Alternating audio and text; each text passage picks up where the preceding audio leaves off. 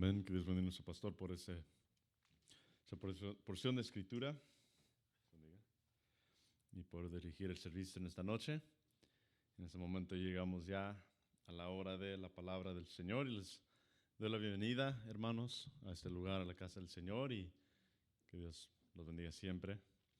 Y pues como hemos oído, que sigamos orando por los miembros de esta iglesia, sigamos orando por mi esposa, sigamos orando por los que no se congregan estos días, los viernes, que el Señor pues lo ponga en sus corazones, que vengan aquí para aprender, para escuchar más de su palabra también.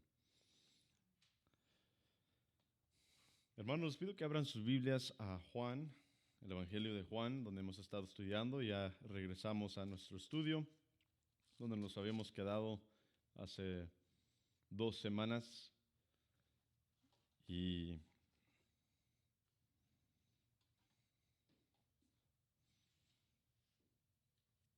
hace 2 semanas concluimos Juan capítulo 6 y ahora vamos a ver Juan capítulo 7,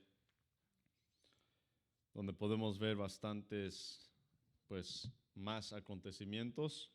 Y no solamente acontecimientos, hermanos, sino que el capítulo 7 es donde Cristo se aferra plenamente a su deidad, a quién es Él.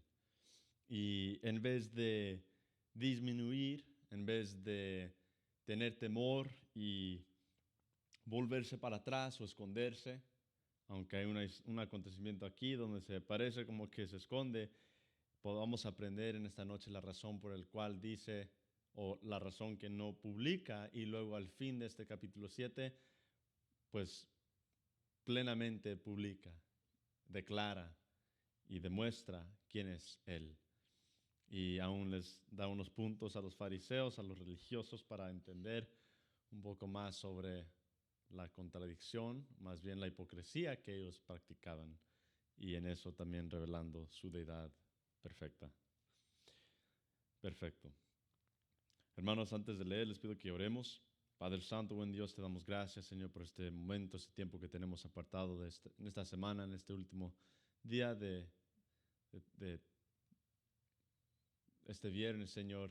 Te pedimos, Señor, que tú nos ayudes en este momento para ser fortalecidos en tu palabra, para escuchar tu palabra, para escuchar tu voz, Señor, para escuchar lo que tú tienes preparado para nosotros, Señor, para entender, para comprender, para recibir y para tomar como lo nuestro, Señor, porque somos tus hijos y tu palabra eterna es nuestra sustancia, Señor. Tu palabra es es nuestro alimento, Señor, lo que nos hace crecer espiritualmente, lo que nos permite conocerte más a ti, Señor. Si queremos saber más de ti, conocerte más, es solamente de tener ese ánimo y ese deseo de abrir tu palabra y indagar y pedirte a ti que tú nos des esta revelación tuya, Señor, para poder entender las cosas concerniente a ti, concerniente a tu Hijo amado y concerniente a nuestras vidas ahora como tus hijos. Te pido, Señor, que abres nuestras mentes, corazones, quites toda distracción, todo lo que tenemos en nuestras mentes. Señor, que tú quites todas esas cosas para que estemos completamente entregados para escuchar, para recibir y para poner en práctica tu palabra eterna. Damos gracias en el nombre de Cristo Jesús. Amén. Juan capítulo 7, vamos a leer de los versículos 7 al 13. ¿Estamos ahí, hermanos? Juan capítulo 7, versículos 1 al 13 dice: Después de estas cosas andaba Jesús en Galilea, pues no quería andar en Judea, porque los judíos procuraban matarle. Estaba cerca la fiesta de los judíos, la de los tabernáculos, y le dijeron sus hermanos: Sal de aquí y vete a Judea, para que también tus discípulos vean las obras que haces, porque ninguno que procura darse a conocer hace algo en secreto.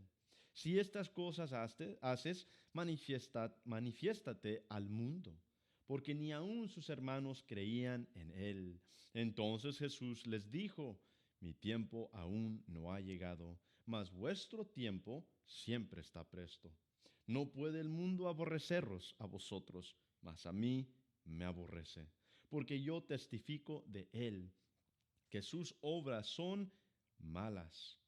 Subid vosotros a la fiesta, yo no subo todavía a esa fiesta porque mi tiempo aún no se ha cumplido. Y habiéndoles dicho esto, se quedó en Galilea. Pero después que sus hermanos habían subido, entonces él también subió a la fiesta, no abiertamente, sino como en secreto. Y le buscaban los judíos en la fiesta y decían: ¿dónde está aquel? Y había gran murmullo acerca de él entre la multitud, pues unos decían: es bueno, pero otros decían: no, sino que engaña al pueblo. Pero ninguno hablaba abiertamente de él por miedo a los judíos. Hermanos, pueden ocupar sus lugares. Aquí podemos ver otra escena, hermanos, después de multiplicar la comida a la multitud, después de darle de comer a los 5,000 y obrar ese prodigio, esa señal delante de ellos para que pudieran entender su deidad y su divinidad, que aún estando en la carne, presente con ellos como hombre, como humano, que Él estaba allí demostrando una realidad más grande de lo que se podía ver o entender. Y lo más grande de dar de comer a la multitud, tan grande que aún después de darles de comer, aún pedían más señales para creer o más bien aferrarse a Él, y aún así no por motivos espirituales ni eternos, sino por motivos de ganancia. Podemos ver en esa escena que Cristo se revela como el Mesías, diciendo que los padres que estaban en el desierto, que habían comido el maná, como habla de los tiempos de Moisés, cuando estaban los israelitas en el desierto, saliendo de Egipto a, a Israel, a la tierra prometida, comieron maná que había descendido del cielo. Y entonces Cristo ahí les anuncia que el pan verdadero no es el pan que comieron sus padres y luego murieron, sino que el pan verdadero es Él mismo. Y el que come de mi carne tendrá vida eterna, les dice. Entonces es una declaración muy grande, porque el único que puede obrar y que con su poder y una sola palabra formar la creación, así Cristo con una sola, pues digamos, gota de fe en Él da vida eterna a los que creen plenamente en Él como Señor y Salvador. Los que comen y no solamente los que prueban, porque los que prueban, prueban, pero nunca consumen. Pero los que comen, es decir, aceptan y toman a Cristo Jesús como suyos, aceptan a Cristo como con todo su ser, sus fuerzas y su corazón y su alma, declarando que Cristo en verdad ahora reina en ellos, en nosotros como hijos de Dios.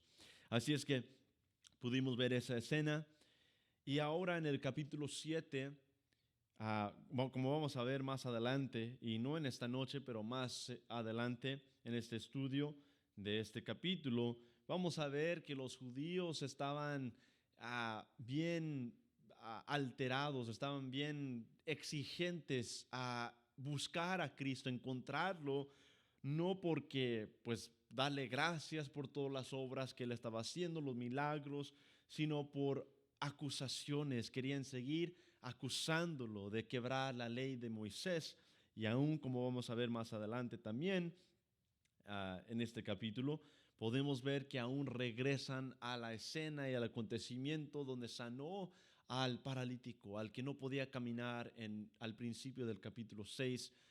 Regresan a ese mismo argumento, que él había quebrado el sábado, el día de reposo, el día de descanso bajo la ley, por lo cual Cristo revela un punto muy grande. Pero en esta noche vamos a ver algo muy, muy importante, por lo cual, hermanos, intenté buscar una forma para aplicación sobre estos acontecimientos, pero lo más grande y lo que creo que es lo más importante es el enfoque en entender los tiempos de Dios. Entender los tiempos de Dios, porque bajo los tiempos, o dentro más bien los tiempos de Dios, eso, hermanos, incluye la práctica o la aplicación para nosotros en nuestras vidas, para poder comprender que todas las cosas pasan concerniente a la voluntad de Dios, aun cuando no se entienden, aun cuando no podemos comprender las cosas. El tiempo de Dios es perfecto, y aún es perfecto en el caso que vamos a ver sobre este acontecimiento, esta obra milagrosa, esa obra la más grande, que fue la muerte y crucifixión y resurrección de Cristo Jesús. Por lo cual, aquí podemos ver que Él dos veces en esta porción del 1 al 13 dice algo muy importante. Él dice: no ha llegado mi hora. Y eso, hermanos, es lo que vamos a ver en esta noche. ¿Qué es la hora de Cristo? ¿Qué es la hora de Dios? Dios no se limita ni se basa en tiempo, porque Él está fuera del tiempo. Si sabemos eso, Dios formó o Dios creó el tiempo. Pero vemos en ciertos pasajes, incluyendo en Juan 1:1, cuando habla sobre la palabra o el verbo más bien, y dice: en el principio. Aunque sabemos que Dios no se basa en tiempo, no está limitado al tiempo más bien, no está limitado a su propia creación, sino que su propia creación entera está bajo su control. Entonces podemos ver en ese ejemplo de Juan 1:1, donde dice: en el principio era el verbo, y el verbo era con Dios, y el verbo era Dios, y Él estuvo en el principio con Dios. Es importante, hermanos, entender esto, porque hay mucha mala interpretación sobre ese versículo, y aunque no vamos a entrar a ese versículo, el detalle allí es las palabras en el principio. Porque aquí, como dice en el capítulo 7, dice en el versículo uh, en el versículo 6, entonces Jesús les dijo: mi tiempo aún no ha llegado, mas vuestro tiempo siempre está presto. Entonces vemos que Cristo en su ministerio aquí en la tierra estaba basado en ciertos tiempos, ocasiones y momentos exactos y perfectos y profundos, porque todo estaba alineado y dirigido en el orden al cual Él lo había planeado. ¿Cuándo, hermanos? Desde antes de la fundación del mundo. Porque en Apocalipsis también dice que el cordero que fue inmolado, no solamente dice Cristo el mismo en Apocalipsis 1:18: yo soy el que morí y ahora vivo y tengo las llaves de Hades, ¿verdad? Que Cristo el mismo declara: yo estaba muerto, pero ahora vivo. Pero también en la palabra, en las escrituras, en la palabra de Dios más bien, y en Apocalipsis, una vez más habla concerniente a un tiempo, y dice: el cordero que fue inmolado, y luego dice: antes de la fundación del mundo. Y eso es importante ver, el tiempo. Dios está fuera del tiempo, pero también usa el tiempo, utiliza el tiempo más bien para los momentos apropiados para hacer sus obras perfectas, para hacer su voluntad perfecta. Y también el otro punto que podemos ver en esta porción de escritura es una distinción muy importante. Porque si queremos saber si estamos en el camino correcto con el Señor, en una posición correcta, no que la salvación se basa en qué buenos o malos nos comportamos hoy, sino que se basa bajo la gracia de Dios. La salvación va como resultado obrar un resultado, va a obrar una obra buena. Y esa obra es que nosotros vamos a ser participantes del fruto del Espíritu, que va a haber un cambio interno, y que mientras que nosotros no nos comportemos bien o adecuadamente, es decir, que pequemos diariamente, va a haber un cambio, aun si pequeño, aun si grande, aun si en un año, o aun si en 10 años. El crecimiento espiritual es diferente para todos, Pero lo que Cristo distingue aquí, y lo que más bien Juan distingue aquí, en escribiendo esta porción, está dando un contraste muy pleno, muy obvio sobre el que es el Hijo de Dios y el que no es Hijo de Dios. Porque podemos ver los puntos al cual el mundo o los que pertenecen al mundo caen bajo ciertas calificaciones o ciertas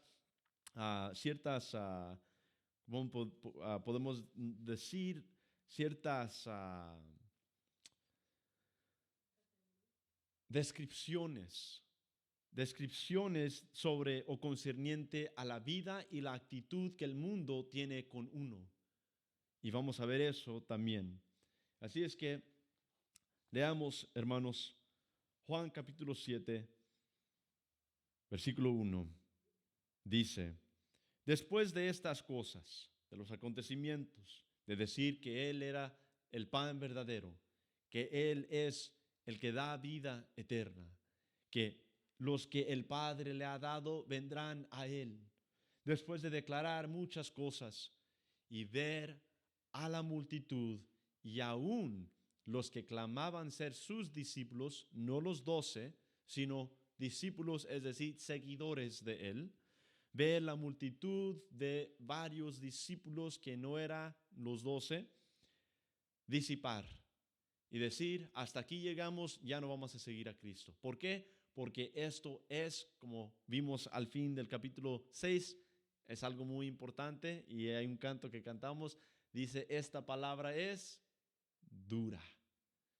Esto es duro para recibir y por esa razón se apartaron. Porque la palabra de Dios no es interpretada, no es entendido o entendida por medio de sabiduría humana, ni comprensión humana. La palabra de Dios es comprendida, entendida, redarguida, indagamos la palabra, estudiamos y conocemos más de Dios concerniente a el Espíritu Santo que nos ha dado el entendimiento para poder recibir, captar y poner en práctica lo que dice la palabra de Dios. Así es que la palabra es dura a los que no han recibido, a los que no son hijos de Dios. La palabra es dura y aún muchos que claman ser hijos de Dios en indagar a la profundidad de las cosas de las Escrituras y de la Biblia se alejan por falta de comprensión y no solamente eso, sino por el orgullo que detiene a el corazón a entregarse por completo. Porque uno puede decir que cree en Cristo, pero luego lee algo que basado en la cultura y en cómo fuimos instruidos y creados en este tiempo, en esos tiempos que se dicen modernos, hay mucha distinción obvia entre la oscuridad y la luz, pero estando tan aferrados a la oscuridad y a costumbres y a pensamientos mundanos, cuando la palabra se revela en plena luz como la verdad perfecta y única, es difícil porque se siente como que la realidad de uno es lo que han escuchado, lo que han sido instruidos, a lo que han sido instruidos y lo que han visto toda la vida. Y eso, hermanos, es el dominio de la oscuridad, que muchos creen o dicen, yo quiero aceptar a Cristo, pero escuchan los requerimientos, por lo cual el número 1 simplemente es arrepentirse de sus pecados. Pero en entender eso y en ver los detalles de la palabra, que es tan pura, que nos hace reconocer nuestro propio pecado, entonces dicen, ¿sabes qué? Esto no es para mí, yo no quiero esto. Pero eso es una simple excusa para seguir en la oscuridad. Entonces, todo eso aconteció al fin del capítulo 6. Ahora en el versículo 7 dice, después de estas cosas, después de esos acontecimientos, después de estos milagros, después de esa sanidad que hizo ahí cerca de la fuente, al inicio del capítulo 6, dice, andaba Jesús en Galilea, Entonces nos presenta una escena. Jesucristo está en Galilea, en un pueblo llamado, una ciudad llamada Galilea.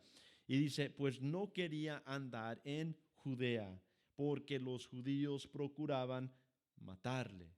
Entonces, Cristo estaba un poco apartado de la escena pública.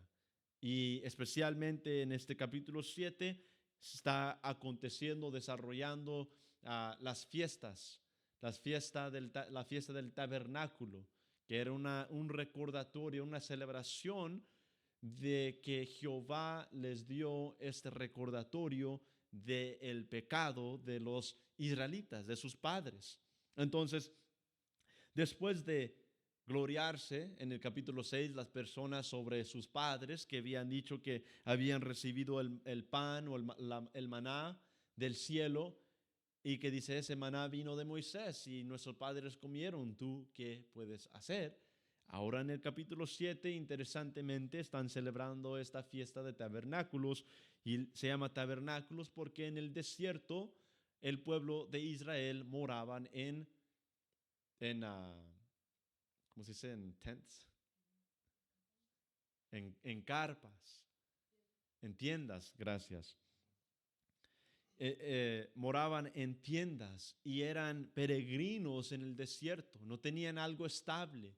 Y después de 2 años en el desierto, pecaron grandemente o gravemente, por lo cual Jehová los tuvo rodeando en el desierto sin rumbo, básicamente, por 38 años más, por lo cual por 40 años estuvieron rodeando el desierto por el pecado que habían hecho.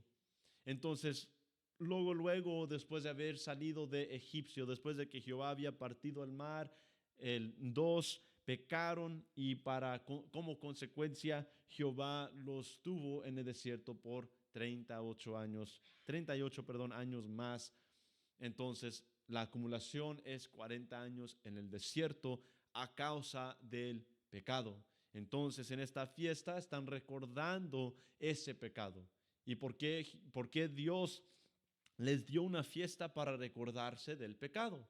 Si sabemos que la palabra dice, como Pablo dice en Filipenses capítulo 3, dice, no volteando para atrás, sino que prosigo hacia adelante a la meta final, a ver a Cristo Jesús en gloria.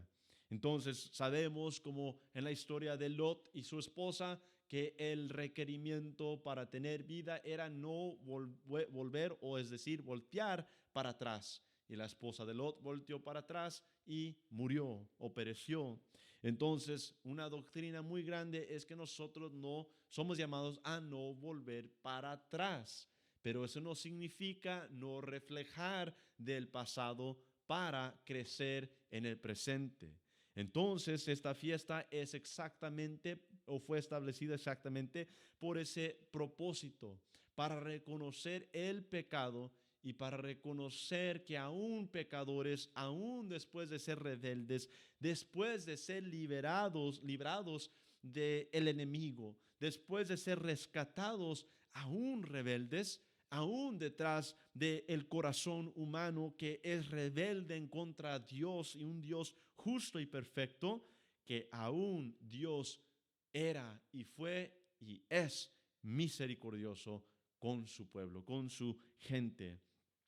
Entonces, eso o esa escena es esta fiesta. La fiesta de celebrar no el pecado, pero de ver la misericordia de Dios sobre ellos. Que aún como rebeldes, Jehová tuvo un plan para ellos, por lo cual se tenía que cumplir, por lo cual se cumplió en parte cuando Cristo vino y le rechazaron.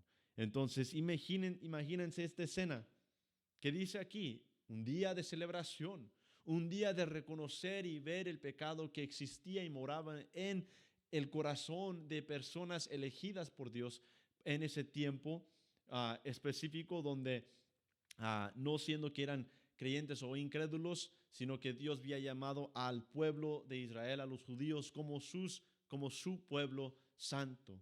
Entonces era un llamado, un grupo general mezclado con creyentes e incrédulos, pero bajo la ley Dios apartaba a los incrédulos con los creyentes de ciertas formas y de justicia inmediata en varios casos. Entonces, estos judíos se reunían y estaban en Judea celebrando esta fiesta, reconociendo el pecado grave, reconociendo que aún pecadores Dios tiene gracia, Dios tiene misericordia. Pero leamos y si vemos lo que dice Cristo, lo que dice Juan concerniente a Cristo, le dice aquí, pues no quería, versículo 1, pues no quería andar en Judea porque los judíos celebrando la fiesta, reconociendo su pecado, reconociendo la misericordia y la gracia de Dios, porque los judíos procuraban ¿qué? Matarle. Entonces, aquí podemos ver algo muy fascinante, celebrando que Dios es misericordioso, los fariseos delante del pueblo también proclamando la palabra, las escrituras, diciendo que Jehová es bueno, pero en los corazones de estas personas que tenían en mente, estaban esperando que llegara Cristo a Judea para matarlo, porque tan religiosos, no tan entregados a Dios, tan religiosos eran que todavía tenían en mente lo que había hecho Cristo en el sábado, en el día de reposo, que había acontecido, dicen los eruditos, aproximadamente varios meses, unos 6 meses antes de esta fiesta. 6 meses, del capítulo 6 al capítulo 7 hay un periodo de unos meses que habían pasado. Meses después, y aún lo estaban buscando porque estaban insatisfechos en ver a Cristo, el Mesías, obrar en el día de reposo, sanar una persona en el día de reposo, porque ellos eran más celotes, eran celosos y eran tenían pasión más ferviente por establecer reglas que entender la gracia y la salvación de Dios. Entonces, hay un gran contraste entre conocer y poder memorizar y poder grabarnos la palabra de Dios a poder entenderla y tenerla por completo en su interpretación correcta. Porque los fariseos tenían las escrituras memorizadas, las tenían en su corazón, pero no conocían a Dios. Y eso es muy importante entender en ese caso ahí, que celebraban la misericordia de Dios, pero ellos buscaban asesinar a alguien, matar, cometer homicidio, por lo cual eso es quebrar la ley. Y lo cual Cristo declara que aún odiando a un prójimo, odiando a su propio hermano, una persona, es como si han cometido homicidio. Imagínense ahora el deseo de verdaderamente matar y quitar la vida de un inocente. Y eso es lo que estaba aconteciendo aquí. Entonces, aquí dice después de estas cosas andaba Jesús en Galilea, pues no quería andar en Judea, porque los judíos procuraban matarle. Y luego dice en el versículo 2, estaba cerca la fiesta de los judíos, la de los tabernáculos, y le dijeron sus hermanos. Ahora nos encontramos en esta escena con sus medio hermanos, Santiago, Judas, no Iscariote, y sus hermanos que estaban allí con él y lo conocían porque era su medio hermano, crecieron juntos, pero ellos en este tiempo no eran creyentes, no creían en Cristo, igual se burlaban como el resto del mundo. Y ellos decían muchas cosas en forma de burla, sarcásticas contra Cristo Jesús, porque no entendían, pensando solamente carnalmente, pensando humanamente y no espiritualmente, podían ver, a Cristo en su deidad. No podían ver quién era en verdad. Entonces, inician esas palabras como burla. Y la burla es que si en verdad era, quien proclamaba decir quién era, entonces dicen, bueno, si en verdad eres quien eres, pues sal al público y revela a todo el mundo que en verdad eres quien dices. Porque ellos en su mente decían, este está inventando, este nuestro hermano está inventando todas estas cosas, entonces, pues que salga, porque si es verdad, pues se va a revelar. Esas palabras resuenan la crucifixión de Cristo Jesús, si no se escuchan conocidas cuando Cristo está en la cruz y los romanos y los judíos que estaban abajo crucificándolo le dicen, si Él es Dios, si Él es el Hijo verdadero, el ungido, que se baje o que mande a sus ángeles para que los salven. Las mismas palabras resuenan en corazones de incredulidad en los hermanos, en este acontecimiento, en los medios hermanos de Cristo Jesús. El mismo sentimiento, creer que Cristo no es el Mesías, no es el ungido, por lo cual si uno sigue a un Cristo que no es el Cristo bíblico, el Cristo que se ha revelado como el Mesías, como Dios, como el Hijo de Dios, entonces en vano siguen a sus Cristos, porque el propósito entero es recibir a Cristo y reconocer que somos pecadores incapaces de salvarnos a nosotros mismos. Y entonces esas palabras se resuenan hasta hoy, por lo cual esta semana, como ya mencioné en mi petición, en el trabajo, pues una persona que no cree, que está bajo otra religión, dijo, no, dice, Cristo nunca dijo que era Dios y Cristo no es Dios. Y lo dijo con certidumbre hasta el hueso, se escuchaba. Entonces, escuchar esa palabra resonando, hermanos, y escuchar una persona declarar eso con sus labios, es algo que en verdad, aún cuando escucha videos o audios, es diferente ver una persona con la cual está hablando y comunicándose todos los días, declarar una mentira tan grande. Y se siente, pues, lo espiritual, se siente ahí algo muy poderoso, porque los que niegan a Cristo Jesús no son los salvos. Los que niegan a Cristo Jesús como Dios son los incrédulos. Uno que tiene a un Cristo, pero no es el Dios, no es Dios, ni es el ungido, ni es el Mesías, ni es Dios encarnado, muerto en la cruz y crucificado y resucitado de entre los muertos, no es Dios, es de la tierra, y son pensamientos carnales que no han podido entender lo espiritual.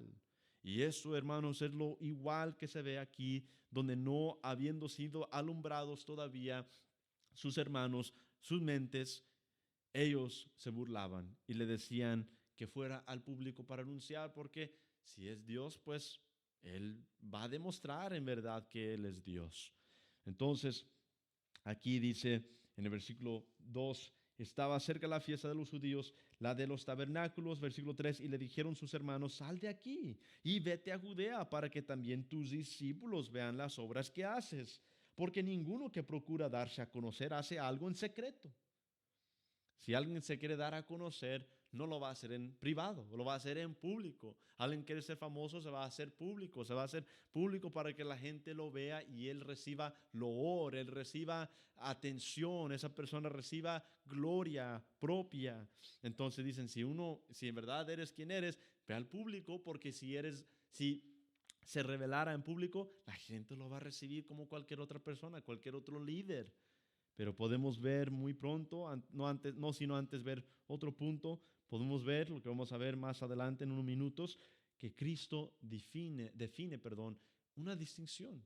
Y dice, ustedes no tienen que preocuparse de nada. Ustedes no tienen que esconderse del mundo. ¿Por qué? Porque dice, ustedes son parte del mundo. Dice, pero el que no es parte del mundo, y dice, yo no soy de este mundo, yo no soy parte de este mundo, dice, el mundo me aborrece.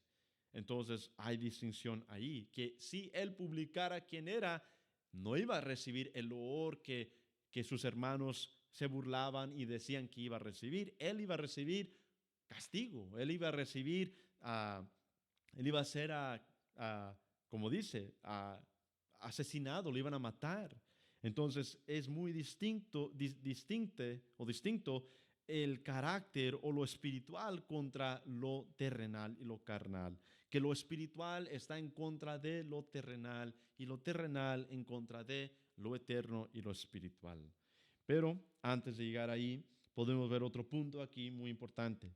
Dice, porque ninguno que procura darse a conocer hace algo en secreto. Luego dice, si estas cosas haces, manifiéstate al mundo. Y luego versículo 5 dice, porque ni aun sus hermanos creían en él. Le damos gracias a Dios que al fin de estos acontecimientos sí creyeron, por lo cual tenemos el libro de Santiago y el libro de Judas, que eran sus medios hermanos. Esos mismos hermanos tienen parte en el reino de Dios y escribieron 2 cartas aquí en el Nuevo Testamento. Entonces, vamos a ver ese cambio espiritual que el Señor obra, pero que en un momento cada uno de nosotros estábamos en esa posición, aun si extremadamente burlándose de Cristo plenamente o simplemente no creyendo completamente o entendiendo completamente. No importa si era extremo o si era pequeño. El que no es por Cristo es por el mundo, es por el enemigo, y el que es de Cristo está en contra del mundo y el mundo contra él o ella. Entonces, aquí dice versículo 6, entonces Jesús les dijo, mi tiempo aún no ha llegado. Eso fue una respuesta y fue la respuesta que Cristo le dio después de esta burla de él, contra él. Porque ni aún sus hermanos creían en él. Entonces Jesús les dijo, mi tiempo aún no ha llegado, mas vuestro tiempo, escuchen muy bien, mas vuestro tiempo siempre está presto. Ustedes tienen todo el tiempo en el mundo, pueden ir a cualquier parte del mundo y ser recibidos. ¿Por qué? Porque el espíritu o lo espiritual no es de la tierra. Entonces, lo que es terrenal conoce a lo terrenal y acepta a lo terrenal. La oscuridad vive y está y mora en la oscuridad. El que está encubierto o en la oscuridad puede ir a cualquier parte de la oscuridad y va a permanecer en la oscuridad. No hay distinción. Entonces, eso es muy importante entender. Pero también dice algo muy importante que no se puede sobrepasar, porque ni aun sus hermanos creían en él. Entonces Jesús les dijo, mi tiempo aún no ha llegado. Entonces la razón por la cual podemos darle una respuesta a la primera porción de esa escritura donde dice que andaba en Galilea, no quería andar en Judea. ¿Por qué? Leyendo el contexto nos lleva al versículo 6, como podemos ver, y dice, mi tiempo aún no ha llegado. ¿Por qué estuvo en Galilea entonces en vez de Judea, en vez de estar ahí con las personas en la fiesta? Porque su tiempo no había llegado. ¿Y cuál es el tiempo de Cristo? Y aquí es donde les hablé un poco en breve sobre el tiempo. Dios no es controlado ni está bajo el control del tiempo, pero aún el orden requerido para establecer y desarrollar su plan perfecto aquí en la tierra requería tiempo y requiere ciertos tiempos. Entonces, uno de esos tiempos es la hora de Cristo. Y nos preguntamos, ¿cuál es la hora de Cristo? ¿Qué es la hora de Cristo? Y nosotros podemos decir, oh, pues yo sé fácilmente qué es la hora de Cristo.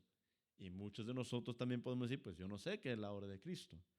Pero aquí en la palabra, sea que sepamos o no sepamos, lo importante no es que podamos decir, oh, yo sé qué es saber dónde está, es saber la razón que él dice eso. Y eso, hermanos, podemos ver como evidencia en este mismo versículo, en Juan 7:6, lo que acabamos de leer. Dice, entonces Jesús le dijo, mi tiempo aún no ha llegado, mas vuestro tiempo siempre está presto. Luego en versículo 8, ese era el versículo 6, en el versículo 8 una vez más reitera y dice, subid vosotros a la fiesta. Yo no subo todavía a esa fiesta, porque mi tiempo aún no se ha cumplido. Entonces, podemos ver un detalle en el versículo 8 concerniente a este tiempo. ¿Cuál es el tiempo? Versículo 8 nos dice, porque mi tiempo aún no se ha cumplido. Entonces podemos ver en esta pista que el tiempo es algo que Cristo va a cumplir, va a ser algo climático, va a ser el fin de algo, va a ser algo que se va a cumplir, es decir, entonces el tiempo de Cristo podemos decir es un tiempo que se va a cumplir, se habría de haber cumplido por Cristo. En Juan capítulo 2, en el capítulo que ya estudiamos, versículo 3, es una porción que ya había mencionado yo cuando leímos ya habíamos cubierto cuando estudiamos el capítulo 2, pero en el mismo sentido, Juan 2:3 dice, y faltando el vino, la madre de Jesús le dijo, no tienen vino. Y el versículo 4, Jesús le dijo, ¿qué tienes conmigo, mujer? Aún no ha venido mi hora. Su madre dijo a los que servían, haced todo lo que os dijere. Entonces, lo que pudimos ver en ese contexto de Juan 2:3 era que era una profecía o era un doble sentido que podemos identificar que cuando ya no había vino, vino era algo bueno, vino era un bien de las bodas, porque era en lo cual las personas celebraban y bebían vino. Entonces, una boda que no tenía vino era algo muy, muy grave, es decir, para la comunidad, para el pueblo, era algo que había escasez, representaba que no había abundancia. Entonces, cuando la madre de Jesús, María, dice, no tienen vino, Jesús le dijo, ¿qué tienes conmigo, mujer? Aún no ha venido mi hora. Entonces, Cristo le responde como si María estuviera hablando una profecía y diciendo no tienen vino, es decir, que el pueblo de Israel o los judíos estaban en escasez espiritual, necesitaban ayuda espiritual, por lo cual Cristo dice, aún no ha venido mi hora, pero cuando llegue esa hora se va a cumplir ¿qué? El fin de escasez y va a haber abundancia de vino.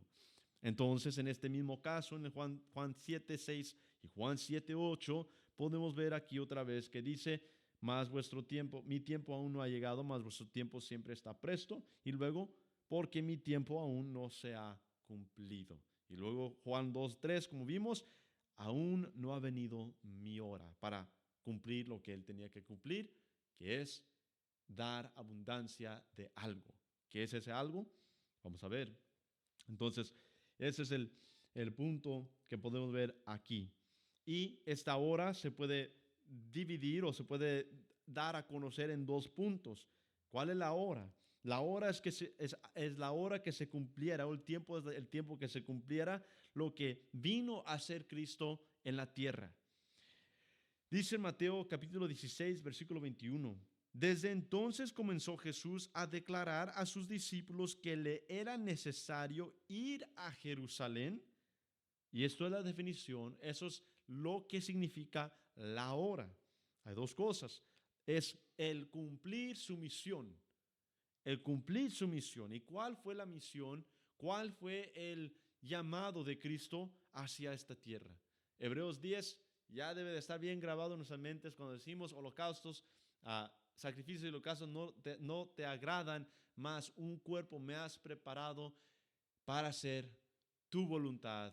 El Hijo hablando con Dios, con el Padre, concerniente al propósito por el cual vino a la tierra.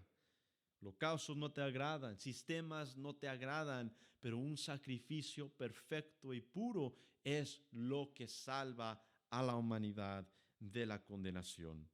Entonces, aquí Mateo 16:21 les dice, desde entonces comenzó Jesús a declarar a sus discípulos que le era necesario ir a Jerusalén y padecer, sufrir, y ser muerto, morir, y resucitar al tercer día.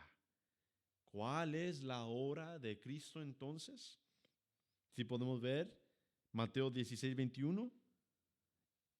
La hora de Cristo era cumplir las profecías de Isaías 53, de Salmos 22, de Salmo 42.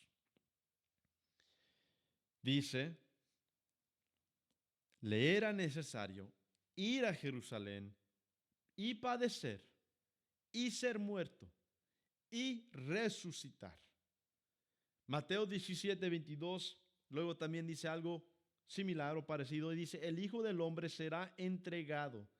Y luego dice, y le matarán, mas al tercer día resucitará.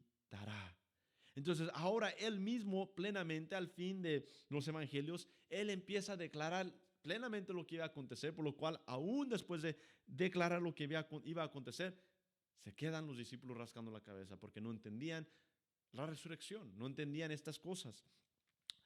Entonces, Cristo, la misión de Cristo, el llamado de Cristo, por lo cual vino a la tierra, se humilló, dejó su trono celestial y se humanó en forma de siervo, teniendo forma completa de Dios, se humanó. ¿Para qué? Para padecer, para que muriera, para que resucitara. Y esos tres puntos son muy importantes para que viviera en esta tierra, ¿verdad? Una vida perfecta, la vida perfecta y única perfecta que nosotros no podemos vivir. La muerte, por la cual todas las personas bajo la muerte, bajo el pecado, el fin del pecado es muerte. Y todos los que mueren bajo el pecado se quedan en la tumba, se quedan muertos, es decir, están condenados. Entonces Cristo tuvo que morir una muerte sangriente como un sacrificio perfecto. Pero esa muerte también era no solamente una muerte como cualquier crucifixión, porque había muchas crucifixiones en ese tiempo, sino que esa muerte era Él tomando la ira del Padre y satisfaciendo la justicia. Es decir, Él nos da justicia por el cual Él es el justo y Él es el justificador. Él justifica a los que creen en Él porque Él ha tomado el pecado de todos los que tienen y ponen su fe en Él. Y luego resucita para demostrar que Él no era un simple buen maestro o un profeta o cualquier otra definición que le quieran dar, porque no hay nadie que pueda morir y luego vivir de nuevo. Solamente Dios, quien no puede ser atado ni consumido por el pecado ni la muerte. Entonces la resurrección es lo climático porque revela su deidad completa, revela su divinidad, que Él en verdad es Dios, porque nadie puede vencer la muerte y el pecado aparte que de Dios. Por lo cual Génesis 3:15 nos declara que en un día llegaría este Mesías para aplastar la cabeza de la serpiente. Y eso es lo que hizo, aunque herido, pero Él venció. Y ese vencer es la resurrección, por lo cual Él es las primicias, Él es la esperanza de la fe en Él. Porque si Él no había resucitado, como vimos esta semana de resurrección, día de resurrección, en vano estamos aquí y todas las religiones que claman que Cristo no es Dios están correctas. Y nosotros estamos o somos locos, como dicen, o estamos fuera de mente y nosotros estamos siguiendo un sistema por ignorancia. Pero la palabra de grande forma y gran manera nos revela que Cristo en verdad resucitó. Y si resucitó, hay vida eterna, hay algo después de esta vida, hay esperanza. Entonces, para los que confían en Jesucristo como Señor y Salvador. Entonces, Él vino a hacer esas cosas, vivir la vida perfecta, morir y resucitar, y luego ascender de regreso a su trono. La segunda parte de esta hora que era suya, que dice, no ha llegado mi hora, no ha llegado mi tiempo, es Mateo 17, Juan 12:23, dice, ha llegado la hora. Entonces ya en Juan 12, cuando está a punto de morir, justamente los acontecimientos antes de ese momento en el cual iba a ser juzgado falsamente y luego crucificado, dice Juan 12:23, ya no dice, aún no ha llegado mi tiempo, aún no ha llegado la hora. Ahora Juan 12:23 nos da la respuesta y dice, ha llegado la hora. ¿Y cuál es la hora? Para que el Hijo del Hombre sea glorificado. Entonces, esta hora es el cumplimiento de su plan eterno. Vivir la vida perfecta, morir, resucitar. Y luego también esta hora es y revela que Él sea glorificado, que Él reciba la gloria y el honor, por lo cual Dios no comparte su gloria con nadie, ni ninguna cosa, ni ninguna persona, ni ninguna cosa dentro ni fuera de su creación. Pero aquí dice que el Hijo del Hombre sea glorificado. Entonces, esa hora es importante porque todo esto, vida, muerte, resurrección, revela ¿qué? la gloria de Cristo Jesús. Juan 12:27 también nos dice, ahora está turbada mi alma. Y luego más adelante dice, mas para esto he llegado a esta hora, a morir por los pecados de los que habrían de creer en Él y resucitar para ser victorioso sobre la muerte y el pecado, el milagro más grande. Entonces, ¿qué es la hora? La hora es el día que Cristo tenía que morir y resucitar el tercer día. Es el día que iba a ser glorificado, por lo cual ha sido glorificado y está en el trono. Y un día va a regresar como rey. Entonces podemos ver eso, podemos ver este punto que en cierta forma también cubrimos sobre la distinción entre lo que es terrenal y lo que es espiritual. Porque como hemos visto aquí en esta porción, dice que se burlaban de él, se burlaban de Cristo Jesús, sus propios hermanos. El mundo buscaba matarlo o matarle. Y sus hermanos se burlaban porque estaban de un mismo equipo en contra de Cristo Jesús. Siendo parte de la tierra, o del mundo más bien, perdón, siendo parte del mundo tiene huella. Tenemos una huella, cada uno de nosotros nacemos con una huella y la huella nos identifica. Y cada vez que vamos a agarrar un trabajo, algo de gobierno, tenemos que poner nuestra huella. Nuestra huella nos identifica que en verdad somos nosotros. La huella del mundo, hay distinción en esa huella contra las huellas o la huella de lo espiritual o los que pertenecen a Dios. Entonces, aquí dice en el versículo 6 al 9, entonces Jesús les dijo, mi tiempo aún no ha llegado, mas vuestro tiempo siempre está disponible. Su tiempo pueden hacer lo que ustedes quieran hacer. No hay límite, no hay nada. Y se escucha, oh, ok, pues está bien. Pero tiene su punto. No puede el mundo aborreceros a vosotros. El mundo no los puede odiar. Ustedes vayan a la fiesta y disfruten. Porque nadie los busca, nadie los está buscando para matarlos, está diciendo. Nadie los está buscando para hacer lo que me quieren hacer a mí, acusarme, juzgar y matar. Y él no tenía miedo de esa muerte, pero es que el tiempo, como sabemos, no era todavía ese tiempo. Entonces él les dice un punto muy importante que viene siendo lo espiritual, que no hay intermedio, no hay mitad cristiano o medio cristiano y mitad mundano. No es que amamos a Cristo y luego también amamos al mundo, o somos de Cristo o somos del mundo. Y la palabra nos declara muy obviamente, Cristo lo declara una y otra vez en los evangelios, esa doctrina. O somos de Él o estamos en contra de Él. No hay área gris concerniente a la salvación. Entonces dice el versículo 7, no puede el mundo aborreceros a vosotros, mas a mí me aborrece, porque yo testifico de Él, que sus obras son malas. ¿Y quién es el dueño de las obras malas? ¿Quién hace obras malas, oscuras, feas, horrendas? El diablo. Satanás es el dueño de las obras malas. Por lo cual Jesucristo les dice a los fariseos en otra ocasión, ustedes son de vuestro padre el diablo y él era asesino desde el principio y mentiroso. Y ustedes tienen la misma huella, les dice. Ustedes son igualitos a su padre el diablo.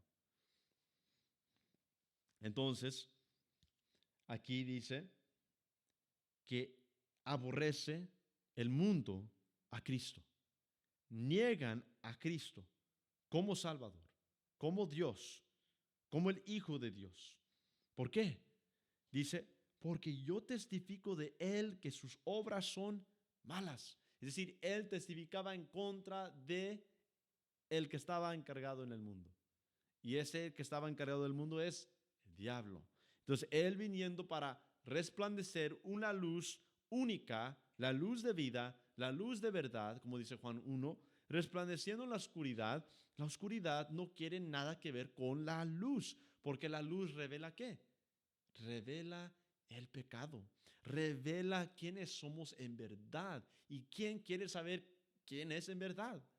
La mayor parte de toda la humanidad no quiere saber quién es en verdad, Porque si supiéramos quiénes somos en verdad, la humanidad si supiera o si entendiera, entenderíamos que todos estamos en necesidad de un Salvador, que somos sin remedio aparte de Cristo Jesús, que no hay salvación con nuestras propias manos, sino que confianza, fe en Cristo Jesús por medio de su gracia.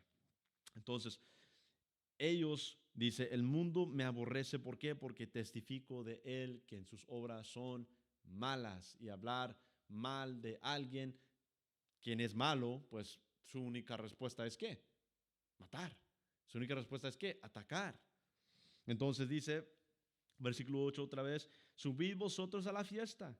Yo no subo todavía a esa fiesta porque mi tiempo aún no se ha cumplido. Y habiéndoles dicho esto, se quedó en Galilea. Entonces, podemos ver esto muy plenamente, una distinción. Y esa distinción es que si pertenecemos al mundo, ¿el mundo qué? No aborrece a los suyos. No importa en cuál religión estemos, no importa en qué grupo estemos, no importa qué pensamiento tengamos, sepamos esta regla, este punto, que si el mundo no nos aborrece es porque somos parte o son parte del mundo. Y los que al mundo o el mundo aborrece no pertenecen al mundo. Una regla muy simple. No puede el mundo aborrecerlos. ¿Por qué? Porque no puede ir en contra de sí mismo el pecado. El pecado y el pecador y el dueño del pecado peca. Aunque se ve de varias formas, aunque se ve de varias religiones, el pensamiento es único y es quitar de la deidad de Cristo y anunciar y decir, Cristo no puede salvar. Cristo no es Dios. Cristo era un profeta nomás. Cristo era una persona que tuvo visiones. Cristo era A, B, C, D y todo menos Cristo es Dios. Porque esa realidad y esa verdad viene solamente de arriba, de lo celestial, por lo cual Santiago, el propio hermano, medio hermano de Cristo Jesús, dice en Santiago capítulo 2 y 3, dice, los celos y palabrería y pleitos son terrenales y eso es diabólico, es del diablo, de los espíritus malos en esta tierra. Pero dice, todo lo puro y todo lo bueno es de y viene de arriba. Y Pablo reitera ese punto, igual a Santiago, en Gálatas, donde dice que todo lo bueno y lo perfecto viene de Jerusalén, que es el lugar perfecto, es lo celestial, es lo eterno, donde mora Dios. Y dice, pero lo que es pecado es el monte Sinaí, es decir, lo que está bajo la ley, lo que está bajo esta tierra, que está limitado a ciertas cosas, limitado a propios pensamientos, limitados no a cosas espirituales, sino a terrenales. Pablo reitera la misma cosa de otra forma. Entonces, la huella del incrédulo es que el mundo no los va a aborrecer. La huella del Hijo de Dios es que el mundo nos va a odiar porque le odiaron y lo crucificaron a Cristo Jesús. Entonces, ese es el punto distinto. ¿El mundo nos odia o el mundo se complace con nosotros? Juan 15, 18, si el mundo os aborrece, sabed que a mí me ha aborrecido antes que a vosotros. Si fuerais del mundo, el mundo amaría lo suyo. Pero porque no sois del mundo, antes yo os elegí del mundo, por eso el mundo os aborrece. Por eso el mundo se burla. Por eso el mundo persigue. Por eso el mundo mata al creyente. Porque no somos del mundo. Primero de Juan 5, 18, ya para concluir, dice, sabemos que todo aquel que ha nacido de Dios no practica el pecado. No dice no peca, ¿verdad? Primero de Juan capítulo 1 nos dice que el que dice que no peca es mentiroso, le dice Dios mentiroso. Entonces Juan dice algo en estas cartas que escribió más adelante. Juan 5:18 dice, sabemos que todo aquel que ha nacido de Dios no practica el pecado. ¿Y qué es practicar el pecado? Practicar el pecado, para que podamos entender y dividir, no dice, pues tengo que portarme bien. Eso no es cristianismo. Cristianismo es reconocer lo que es el pecado y aferrarse a lo espiritual, sabiendo que ya somos hijos de Dios y estamos confirmando nuestra elección y llamado. Entonces, practicar el pecado, ¿qué significa?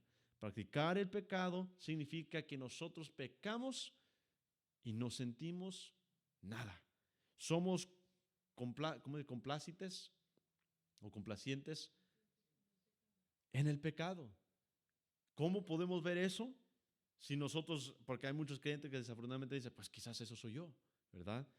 Pero lo más obvio es una persona que nosotros podemos ver, que sabemos que nunca ha aceptado a Cristo, no es del mundo, y vemos, digamos, en las redes sociales, vemos en todos lugares, esa persona pecando, y pecando de muchas formas. Esa persona no tiene arrepentimiento, no tiene conocimiento de Dios, y peca y no siente nada, no hay arrepentimiento, no hay esas huellas de lo espiritual. Eso es la práctica del pecado. La práctica del pecado es que es la persona que día y noche tiene satisfacción en pecar. Peca y le agrada. Peca y se siente a gusto. Eso es muy diferente, hermanos, al que tiene el Espíritu Santo dentro de él, que cuando peca, en el momento que peca, quizás no lo ve, no lo reconoce, y ya cuando peca, se da cuenta y tiene remordimiento. Y no solamente remordimiento, sino que viene a Cristo y confiesa sus pecados. Porque remordimiento humano no lleva a salvación. Judas tuvo remordimiento, pero nunca reconoció a Cristo. Él sintió remordimiento, pero hay remordimiento que lleva a la muerte.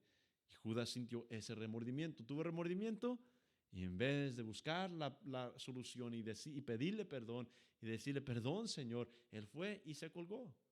Eso no era huella de uno espiritual, porque lo espiritual es lo que reconoce su propio pecado dentro de sí mismo y viene delante del trono de gracia para consolación, para que el Señor obre en nosotros, para que el Señor haga esa transformación y para que nosotros mismos tengamos esas fuerzas espirituales para hacer el cambio en nosotros mismos, para decir, ¿sabes qué?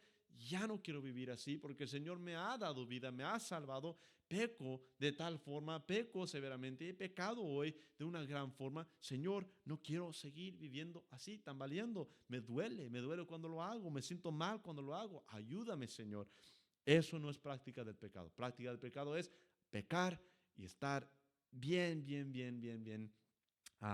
en su placer. Entonces, no practica el pecado significa que cuando pecamos hay ese dolor. El espíritu gime. Nuestras propias almas gimen dentro de nosotros y nos traen la convicción para confesar nuestros pecados. Entonces sabemos que todo aquel que ha nacido de Dios, ¿cómo se identifica? No practica el pecado, no peca y luego dice, qué delicioso, qué bueno, se sintió tan bonito pecar. No practica el pecado, pues aquel que fue engendrado por Dios, ¿qué dice? Le guarda. El que fue engendrado por Dios le guarda y el maligno no le toca. Es decir, que el maligno, el enemigo, ya no es nuestro amo que nos domina por completo, donde pecábamos y no sentíamos nada. Ahora pecamos y sentimos, y ahora pecamos y queremos mejorar porque ya somos hijos de Dios. Entonces, versículo 19, sabemos que somos de Dios y el mundo entero está bajo el maligno. Pero sabemos que el Hijo de Dios ha venido. ¿Cómo sabemos que somos hijos de Dios? Sabemos que el Hijo de Dios ha venido, ya ha llegado y nos ha dado entendimiento que recibimos de Dios, sabiduría espiritual. Entendimiento para conocer al que es verdadero. ¿Cómo sabemos que somos de Dios? Porque tenemos la sabiduría no propia, la sabiduría espiritual para comprender al verdadero, comprender que Cristo es Dios. Y estamos en el verdadero es declaración. Y estamos en el verdadero es una declaración para nosotros. ¿Somos hijos de Dios? Estamos en el verdadero, en su Hijo Jesucristo. Este es el verdadero Dios. Imagínense, ahí está la declaración. Este es el verdadero Dios y la vida eterna. Cristo Jesús, nuestro verdadero Dios. Hijitos, guardaos de los ídolos. Guardaos la mente de todas las cosas alrededor. Cristo les da ese punto a sus hermanos. Ustedes pueden hacer lo que quieran. el mundo no puede ir en contra de sí mismo. Lo que es terrenal, acepta lo terrenal, mas yo no puedo ir a ese lugar. ¿Por qué? Buscan matarme. ¿Y por qué? Porque yo no soy de este mundo, ni los que seguimos a Cristo pertenecemos al mundo. Así es que la aislación no viene de uno mismo. Hay iglesias que dicen, aíslense de todas las personas y solamente con cristianos. Cristo estuvo con los pecadores. ¿Por qué? Porque la luz tiene que alumbrar donde no hay luz para resplandecer. El mundo mismo es el que aísla al creyente, lo persigue, se burla y hasta la muerte lo matan. Entonces, nuestro trabajo es ¿qué? Es ir, y vivir la vida por Cristo. Pase lo que pase, porque nosotros somos de Dios y conocemos al verdadero. Veamos esos ejemplos, hermanos, y esa distinción para aprender más de nuestra vida como creyentes.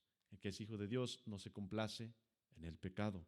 El que es hijo de Dios reconoce su pecado y viene confesando sus pecados y quiere hacer ese cambio, reconociendo que ya no somos del maligno, ni que el maligno, como dice Juan, nos puede tocar.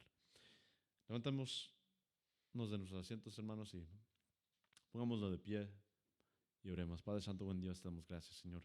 Esta noche, Señor, por este mensaje que hemos visto que a un corto, Señor, nos detalla varias cosas, distinciones entre los